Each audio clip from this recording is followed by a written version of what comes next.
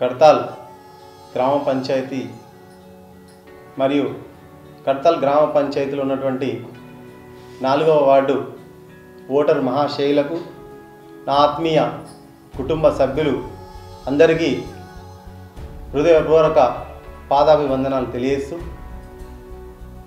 నేను 4వ వార్డు సభ్యునిగా అభ్యర్థిగా గౌను గుర్తుతో మీ ముందుకు వస్తున్నటువంటి సందర్భంలో నాకు అత్యధిక మెజార్టీ ఇచ్చి మీ అందరి ఆశీస్సులు నా పైన ఉంచి నన్ను గెలిపిస్తారని విజయం పరంపరలో నడిపిస్తారని మిమ్మల్ని వేడుకుంటూ మేము పదవిలు ఉన్నా లేకున్నా ప్రజల మధ్యలో ఉన్నాం. గ్రామ స్థాయిలో కావచ్చు, మండల స్థాయిలో కావచ్చు, జిల్లా స్థాయిలో కావచ్చు, రాష్ట్ర స్థాయిలో కూడా, దేశ రాజధాని స్థాయిలో కూడా ఎన్నో సేవా కార్యక్రమాలు పోరాటాలు చేయడం జరిగింది. కాబట్టి అది మీకు తెలుసు.